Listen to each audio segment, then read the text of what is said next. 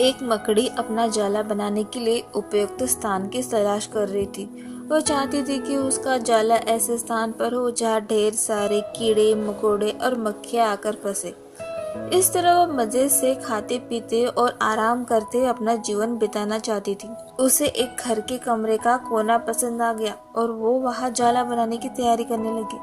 उसने जाला बनाना शुरू ही किया था कि वहां से गुजर रही एक बिल्ली ने उसे देखा और जोर जोर से हंसने लगी। मकड़ी ने जब बिल्ली से पूछा कि क्यों हंस रही हो, तो बिल्ली बोली, मैं तुम्हारी बेवकूफी पर हंस रही हूँ। तुम्हें दिखाई नहीं पड़ता कि यह स्थान कितना साफ सुथरा है। यहाँ न कीड़े मकोड़े हैं न ही मक्खियाँ। तुम्हारे जाले में कौन फंसेगा। बिल्ली की बात सुनकर मकड़ी ने कमरे के उस कोने में जाला बनाने का विचार त्याग दिया और दूसरे स्थान की तलाश करने लगी। उसने घर के बारामदे में एक खिड़की देखी और वहाँ जाला बुनने लगी।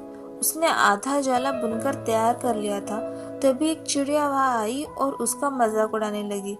अरे, तुम्हारा दिमाग खराब हो गया है क्या, जो इस खिड़की पर जाला बुन रही हो? तेज हवा चलेगी और तुम्हारा जाला उड़ जाएगा।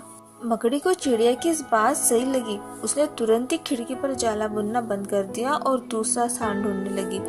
ढूंढते ढूंढते उसकी नजर एक पुरानी अलमारी पर पड़ी। उस अलमारी का दरवाजा थोड़ा खुला हुआ था।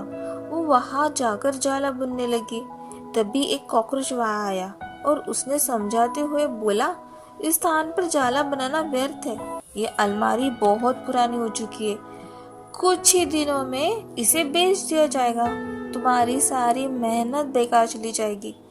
मकड़ी ने कॉकरोच की बात मान ली और अलमारी में जाला बनाना बंद कर दिया और वो दूसरे स्थान की खोज करने लगी। लेकिन इस सबके बीच पूरा दिन निकल चुका था। वह थक प्यासे उसका हाल बेहाल हो चुका था। अब उसमें इतनी हिम्मत नहीं रही थी कि वह जाला बना सके। थक हार कर वह एक स्थान पर बैठ गई। वही एक चींटी भी बैठी हुई थी। थकी हारी मकड़ी को देख चींटी बोली, मैं तुम्हें सुबह से देख रही हूँ। तुम जाला बुनना शुरू करती हो और दूसरों की बातों में आकर उसे अधूरा छोड़ देती हो। जो दूसरों की बातों में आता है उसका तुम्हारा जैसा ही हाल होता है। चींटी की बात सुनकर मकड़ी को अपनी गलती का एहसास हुआ और वह पछताने लगी।